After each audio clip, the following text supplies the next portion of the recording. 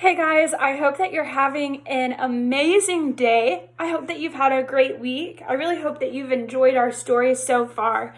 Yesterday we finished up chapter 6, and today we are going to start chapter 7. I'm going to really try to make it through the whole chapter, even though it's a little bit long, since we have the whole weekend ahead of us to wait for the next one. So if you remember correctly, at the end of chapter 6, we got to read about Alex and Connor going on their adventure, and they're going through the forest, and they run into another character, and we had all sorts of guesses about who this character was going to be, and we found out that it was Goldilocks. So they run into Goldilocks, and then some wolves from the big bad wolf pack came and tried to attack Goldilocks, but she defeated them and they ran away. And she warned the twins that they need to get out of the forest. And she gave them a silver dagger, and they went on their way. And so now we're going to read chapter 7, and it's called Rapunzel's Tower. There's our picture for the chapter. Looks like it might be Rapunzel's hair. So that gives us a little hint about what this chapter is going to be about. Now let's read and see what's going to happen. The twins had been running for almost an hour straight, and they were starting to feel it. Their adrenaline was slowly running out, and the pains in their sides were increasing with every step they took. But since something dangerous seemed to happen every time they stopped, they were motivated to keep going. After all this running, PE test should be a breeze, Connor said through heavy wheezes.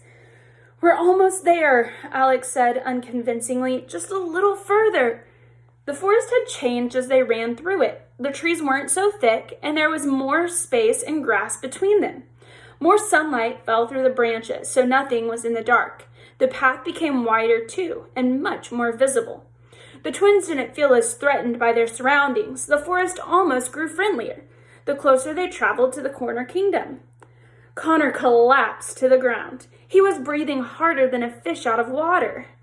I can't run anymore. I can't take another step, he said, with his limbs spread out as if he were making a snow angel in the dirt. We can't stop moving until we get into the corner kingdom, Alex reminded him through her own heavy breathing. I think we're there, Connor said. How do you know? Alex said. That's how, Connor said and pointed upward. In the distance, a tall tower was visible above the treetops. It was circular and made of square stones. There was a single row near the top just below the pointed roof made of hay. It was partially covered in thick vines of ivy. Alex gasped and clutched her hands together. It's Rapunzel's tower, Alex said, and her eyes became a little misty at the sight of it. Are you seriously crying? Said Connor, who was still on the ground. It's just how I imagined it, Alex said. Get up! We're getting a closer look. Alex yanked on her brother's arm until he climbed to his feet, and the twins walked through the trees until they came to the base of the tower. It was even taller than it looked, a few 100 feet tall at least. The twins' neck began to ache after looking up at the tower for a while. A large golden plaque displayed in the ground in front of it said, Queen Rapunzel's Tower. It must have been so hard for her, Alex said, seeing people and places so far away and never being able to visit them. At least she never had to worry about burglars, Connor said. I've got to go up there, Alex said. Do you have a jetpack or a grappling hook that I'm unaware of? Connor asked her. No, I'll have to climb it, Alex said, surprising herself with the declaration. You have officially lost your mind, Connor said. We've almost been killed twice, and we haven't even been here a full day yet. We need to stop fooling around and find a way home, Alex. What part of that don't you understand? Look, Alex said, I'm going to climb up there for just a few minutes. And then as soon as I climb back down, we'll read the journal and find out what all the wishing spell items are, okay? Alex, Connor began. His face was turning pink. Please, Connor, Alex said, I need to do this or I'll regret it forever.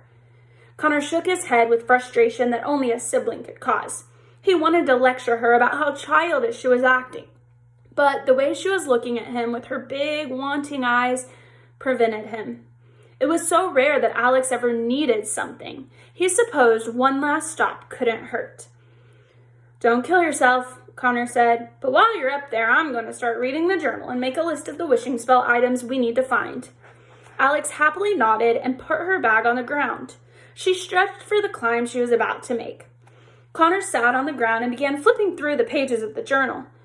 Climbing the tower was easier said than done. After searching around the base of the tower for a place to put her first step, Alex could tell why a long train of golden hair might be needed to get to the top of it. Eventually, she found a stone block with a chip large enough to put her foot in and take her first step.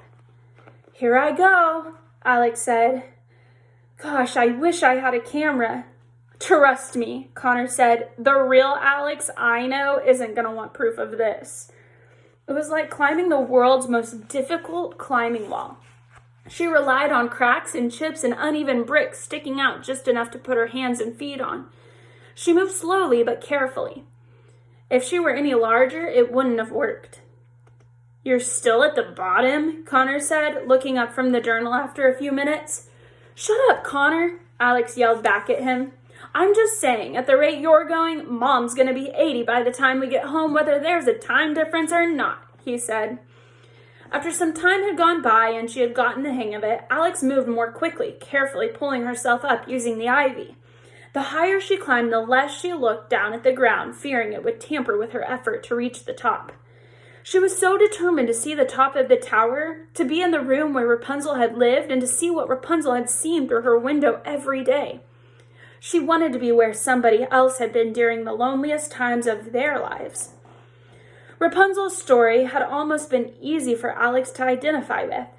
Alex felt she was in a tower of her own, looking at the world from an unreachable location. She was almost halfway up the tower by now, and she was above all the trees in the forest. Any tiny misstep would no longer result in potential injury. It would mean death.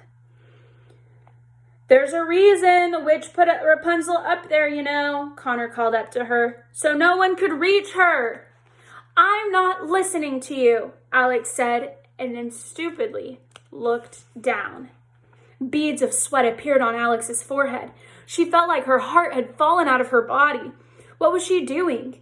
There was no way she could climb back down. Was she really risking her life to see the inside of a tower? If she ever reached the top, would she be able to get back down?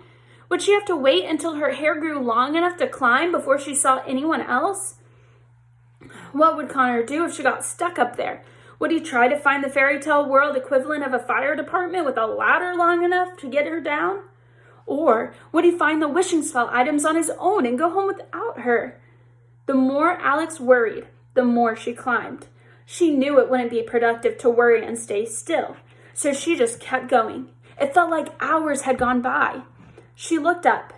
She was only a few feet away from the window. Just a few more feet and she'd be there. Finally, she felt the windowsill with her hands and slowly pulled herself up to it, and then through it. She was almost through the window. Alex swung her leg over the window and into the tower. "Thank God," she said to herself. She might be stuck in a tower, but at least she was safe. Alex looked around the tower. It wasn't at all what she had expected. It was a large circular room with no furniture or decoration of any kind. In fact, it was completely empty, except for some hay and bird droppings littered around the floor. "Hi, Alex," said a voice inside the tower. Alex jumped and screamed. She was completely shocked to see Connor sitting up against the tower wall just a few feet from her. "It took you long enough to get up here," he said with a laugh. He was eating an apple and had the journal open in his lap.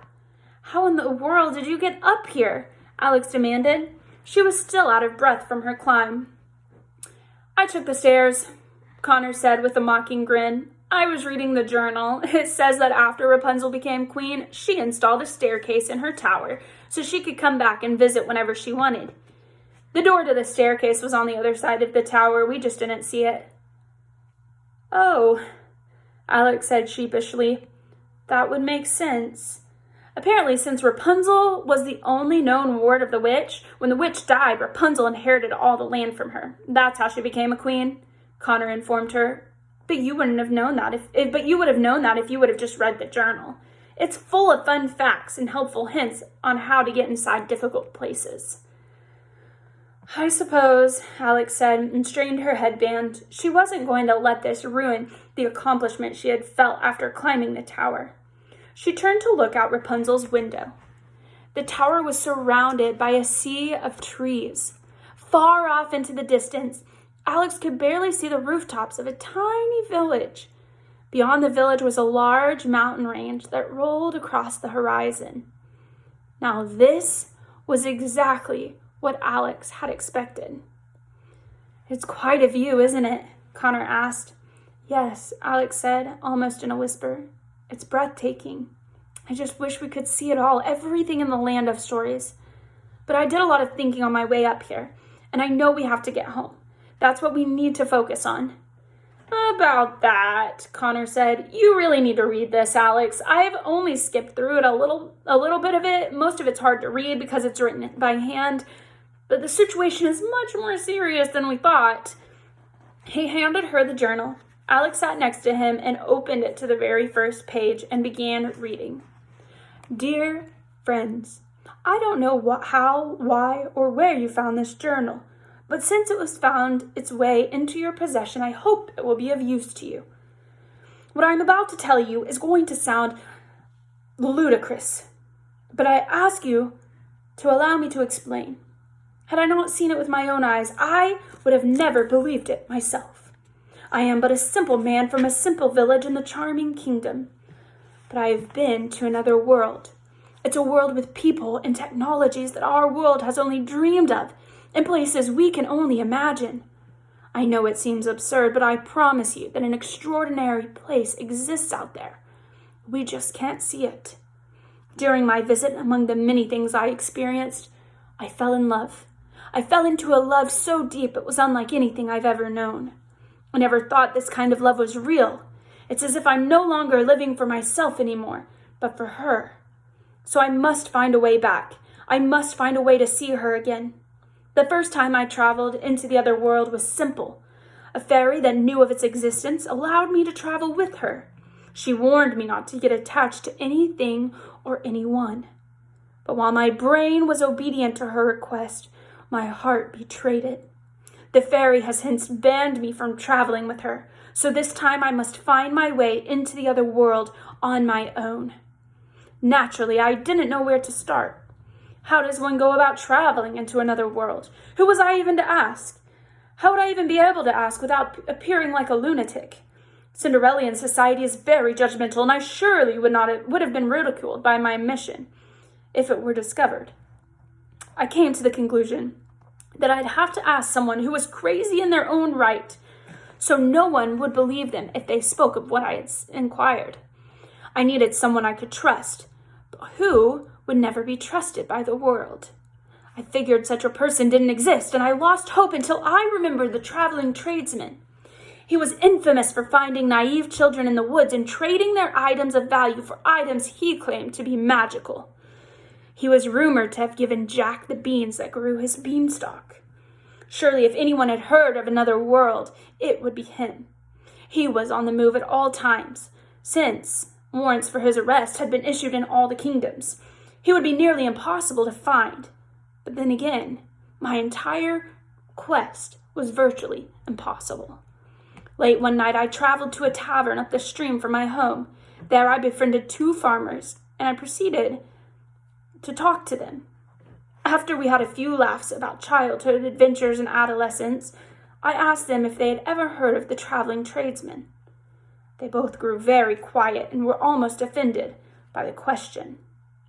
I assured them that it was purely out of curiosity, and I wasn't accusing them of anything. And then they confessed they had done business with him in earlier years. I traded 2 goats for a watering can, and that was supposed to magically water all my crops. By itself, one of the farmers said. The darn thing never worked. And it had a leak. It was the biggest mistake of my life. I traded 2 coins for a goose. He told me it would lay golden eggs, the other claimed. The goose was male. He gave me a gander. They tried convincing me to call off my search for him. But after one final round, they told me of the routes he covertly took through the woods. I must have searched every patch of trees in the charming kingdom. Finally, in the woods just south of the Red Riding Hood kingdom border, I found him. The traveling tradesman was an odd, elderly, disheveled man. He wore several layers of raggedy clothing and had a long gray beard.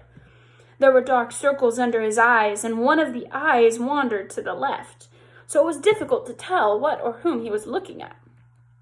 He traveled with a large coat that was pulled by a single mule. He was making a deal with a small boy holding a chicken when I first saw him. "Wear this bear claw, and you'll grow up to be the strongest boy in the village," the tradesman told the boy, and then placed a necklace with a large bear claw around his neck and took the chicken from him. The boy smiled and ran off. The tradesman placed the chicken in the back of his cart. He must have made other trades that day because he had already collected 2 geese and a pig. "Are you a friend or a foe?" the tradesman asked me. "A friend, I believe," I said. "Oh, good," he said, with a jolly clap. "Then what may I do for you, friend? Would you like a bag of magic pebbles that grow into boulders? It'll only cost you a duck, or perhaps you'd like to trade a swine for a loaf of bread that'll make you never hungry again." "No, thank you," I said cautiously. "I've come to ask for your advice." "Advice?" the tradesman said. The eyebrows above his wandering eye rose. "That, my friend, is something no one has asked me for. What do you wish to know?" "I am wondering," I started, but wasn't sure how to put it into words. What is the farthest distance you've traveled?" The tradesman scratched his beard and thought about it. "Well, I'd honestly say there isn't a place in the world I haven't been," he told me. "I've traveled from the southwest to the northeast, and from the southeast to the northwest. I've been from the bottom of the Corner Kingdom to the top of the Sleeping Kingdom, and from the tip of the Elf Empire to the coast of the Fairy Kingdom. What about further than that?" I interrupted. Him fearing he might continue listing every journey he had ever taken. "Further than that?" Both of the tradesmen's eyebrows were raised now. "What's further than that?" "Only ocean is beyond that, and that's it." "What about a different world? Have you ever heard of one, or how to travel to one?" I finally asked. The tradesman got a funny look in his eyes, or should I say eye. "Young man, I've been all over the world, and I've never seen any suggestion of there being another," he said. This topic upset him somehow, and he hopped aboard his cart and took the reins of his mule. "Wait, please don't go," I pleaded. "You youngsters always take pleasure in harassing an old man. Well, I won't allow it," he said. He began to travel up the path. I was so desperate, I stood in front of his mule and was nearly trampled. "I mean you no harm, old man," I assured. "You don't understand. I've been to another world, another place and time, and have seen extraordinary things. I need to go back. It may be the greatest wish I will ever have." My arms were spread out, and I fell to my knees. I felt like an imbecile confessing a preposterous need to a preposterous man. The tradesman sat still with his good eye fixed on me. "Is it truly the most desired wish in your heart?" he asked. "Yes," I pleaded. "I've never wanted anything more in my life." "If it's a wish you desire, then there's only one thing you need," he said. "What is it?" I asked him. "The wishing spell," the tradesman said. At first I thought he was joking. "The wishing spell?" I asked him. "You mean the childish legend?" It's as real as the nose on my face," the tradesman said. "Many men have spent their lives trying to obtain it. Legend has it that if you collect a series of objects and place them in close proximity, the collector's one true wish will be granted." I didn't know whether or not to believe him. Perhaps he was harassing me now. My brain was critical, but my heart chose to learn more. "And how do I find these items?" I asked. "I don't have the slightest idea," he said. Now I was frustrated with him. All of that explaining for nothing? I turned my back on him and began heading home. "But I know someone who does," the tradesman called after me. "Who?" I demanded. I never trade for free, the tradesman said, and extended an open palm toward me. I placed a few gold coins in his hand and he kept his hand extended, and I placed a few more coins into it, and he was satisfied. Her name is Hagatha, the tradesman said. Where can I find her? Take this path west into Dwarf Forest, past the 3 boulders, and then follow the smoke, the tradesman said, and that was all the direction he gave. He took the reins of his mule and traveled away from me. Had I been thinking clearly, I would have chased after him and asked for more instructions. But instead, I took off running toward the Dwarf Forest. I had never been inside the Dwarf Forest before. I had been told of their danger since I was a child, and once I was there, I knew why I had been warned. The trees grew so thick and close that someone could be standing 3 feet away from you and you would never know it. It took 2 days to find the 3 boulders the tradesman had spoken of. There were 3 large rocks that stuck straight out of the ground and were tilted in a particular position. I thought perhaps they might have been pointing at something, so I lowered my head to look in the direction they pointed. The boulders pointed directly between 2 trees, separated just enough that you could see a wide patch of the sky. In this patch, I could see smoke. I ran toward the source of the smoke.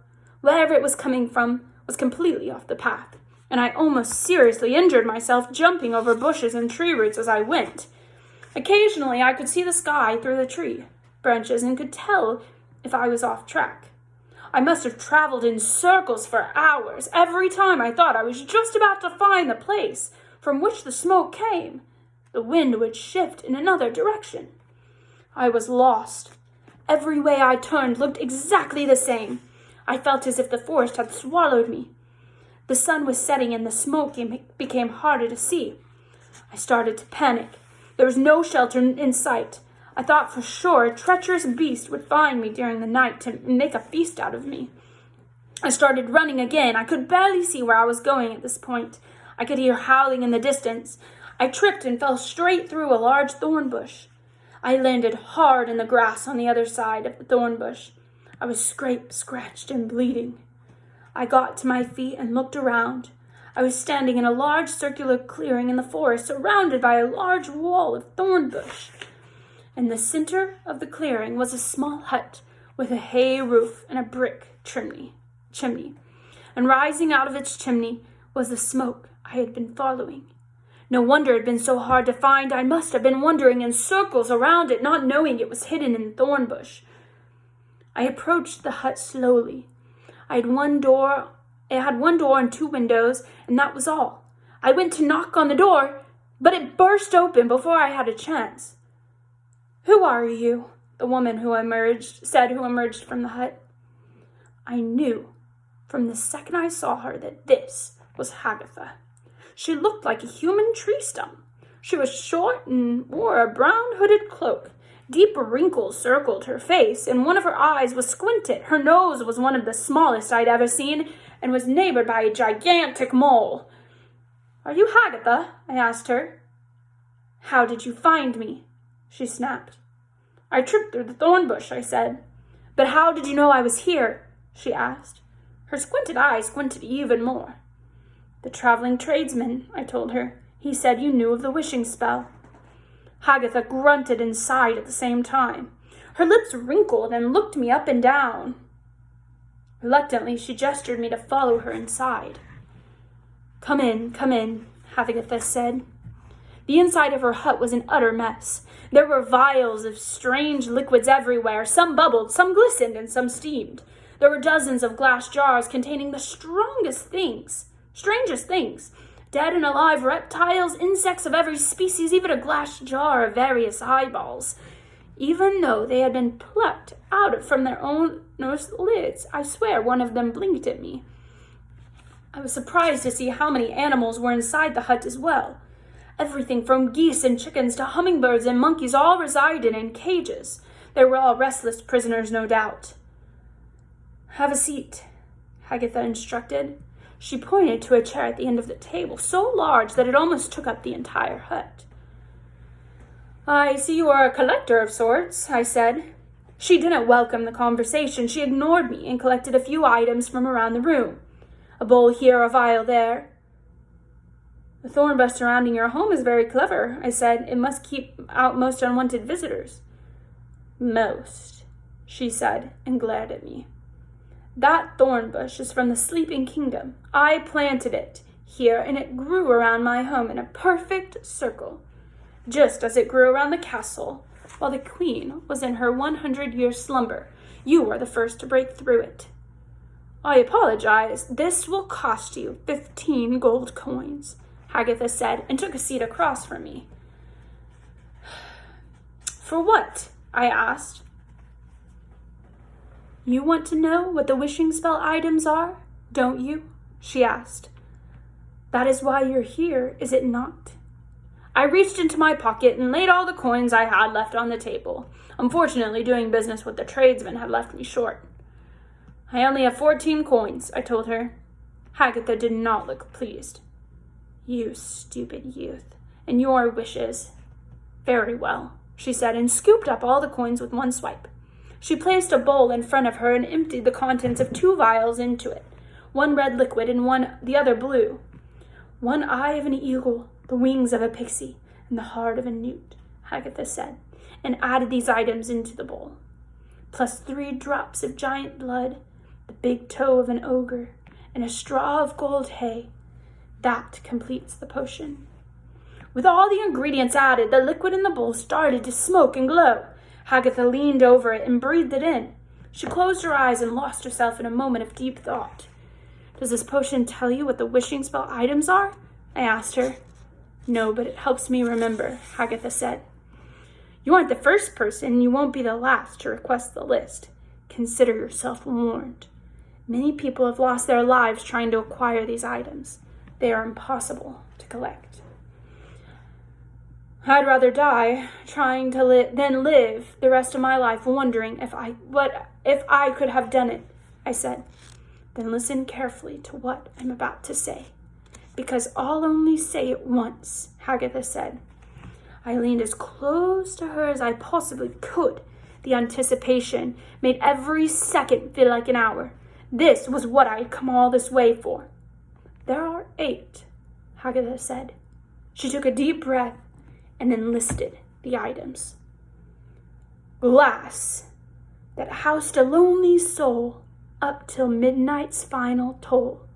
A saber from the deepest sea, meant for a groom's mortality. A bark of a basket, held in fright while running from a bark with bite.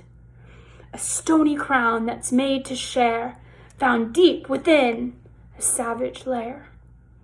A needle that pierced the lovely skin of a princess with beauty found within. A wavy look of golden rope that once was freedom's only hope. Glittering jewels whose values increased after preserving the false deceased. Teardrops of a maiden fairy feeling neither magical nor merry.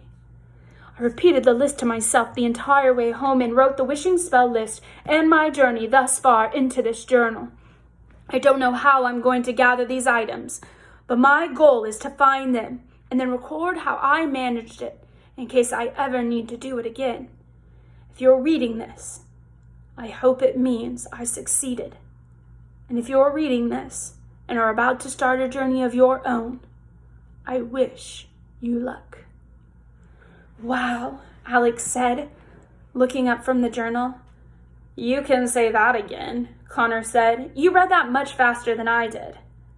Did you read any further? Alex asked. Did he find all the items? Did he make it back? I don't know. There are a lot of pages missing, Connor said.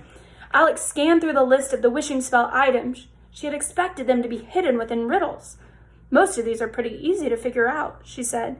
Like a needle that pierced the lovely skin of a princess with beauty found within. That's obviously the spindle on Sleeping Beauty's spinning wheel. And a wavy lock of golden rope that once was freedom's only hope, Connor said. That's totally a lock of Rapunzel's hair. Connor looked around the space where he was sitting. From between 2 floorboards, he pulled out a lock of long golden hair. Found one, Connor said. One of the things I noticed when I got up here was how much that Rapunzel girl shed. Now we're 1/8 of the way home. Alex carefully wrapped the lock of golden hair in a tissue from her school bag. What do you suppose glass that housed a lonely soul up till midnight's final toll means? She asked. Whose soul was covered in glass? I know, Connor said. Cinderella's glass slipper. That covered the sole of her foot. Of course, Alex said. This list was spoken. Maybe Hagatha meant soul, like on a foot, but the man heard it as soul, like a person's spirit. Connor, you're a genius. There's an alternative spelling? Connor asked. But Alex went on. I wonder what the bark of the basket held in fright while running from a bark with bite means, Alex said. Thinking hard, basket, basket, basket, bite, bite, bite. Little Red Riding Hood. Her basket must have been made of tree bark, and the bark with bite is talking about the big bad wolf. Okay, Connor said, that would make sense. Alex stood up and started pacing around the tower. Glittering jewels whose values increased after preserving the false deceased. That's a tough one, she said. Who was falsely deceased? Didn't people think Snow White was dead after she bit into the poison apple? Connor asked.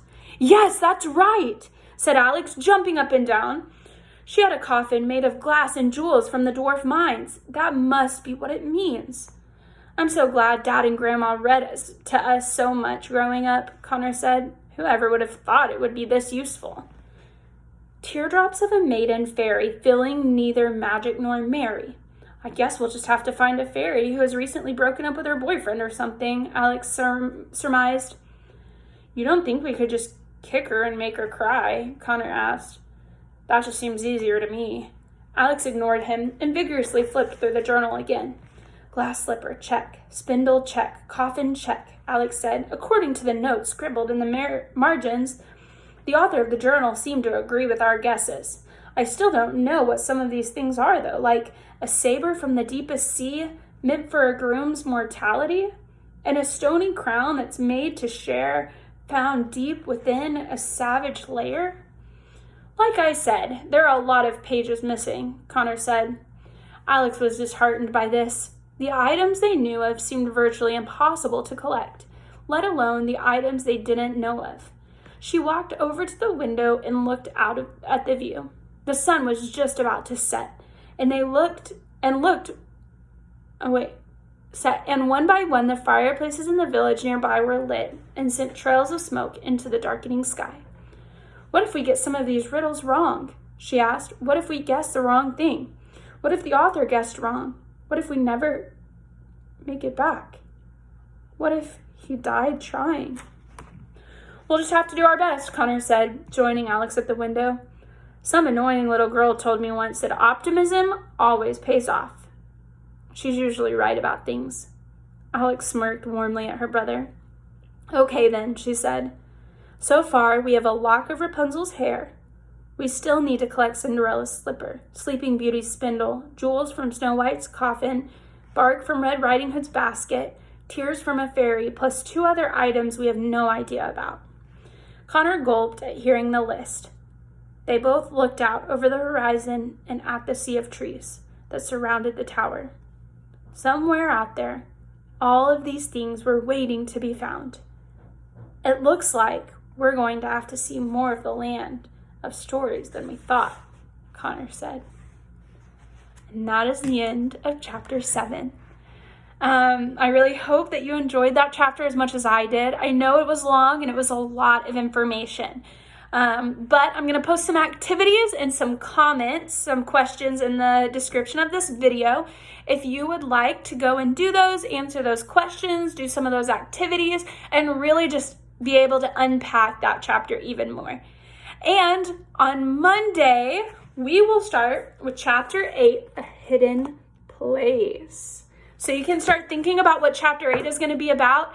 I hope that you have a great weekend, and I hope that you will all join me on Monday to continue reading. Bye, guys.